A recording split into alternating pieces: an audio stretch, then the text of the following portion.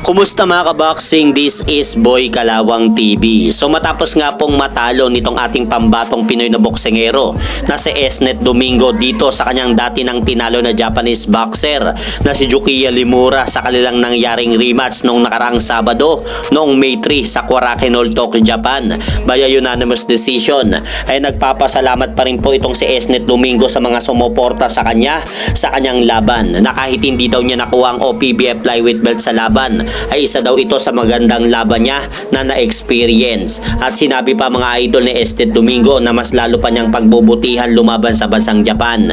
At sa kabilang banda naman, mamaya-maya na po magaganap ang press conference nila Emmanuel Baquero Navarrete at ng ating pambatong Pinoy na boksingero na si Charlie Suarez, at i-coverage nga po yan mamaya-maya ng Top Rank dahil 4 na araw na lang po mga idol makikita na nating maglaban sina WBO World Super Featherweight Champion Emmanuel Baquero Navarrete at ang ating pambato na si WBO number 1 Super Featherweight Top World Contender Charlie Suarez sa ibabaw ng lona.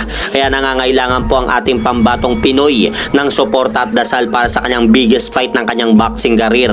Dahil sinabi nga po mga idol ni Charlie Suarez na matagal na po daw niyang pinapangarap na maging world champion sa boxing, at alam po daw niya na hindi magiging madali makuha ito na makuha ang panalo sa linggo dahil nakapaganda rin po daw itong makakalaban niya na Mexicanong boksingero na si Emmanuel Baquero Navarrete. Pero gagawin po daw lahat ni Charlie Suarez ang lahat ng makakaya niya upang makuha po nito ang panalo sa linggo at ang kampyonato at maiuwi nito sa bansang Pilipinas ang titulong WBO World Super Featherweight Belt.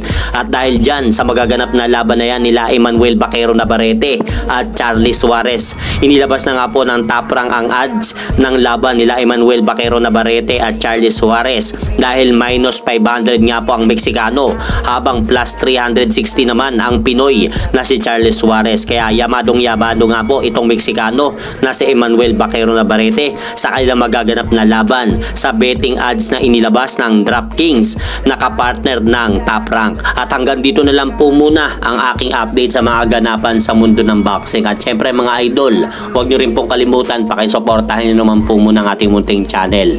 Maraming salamat po.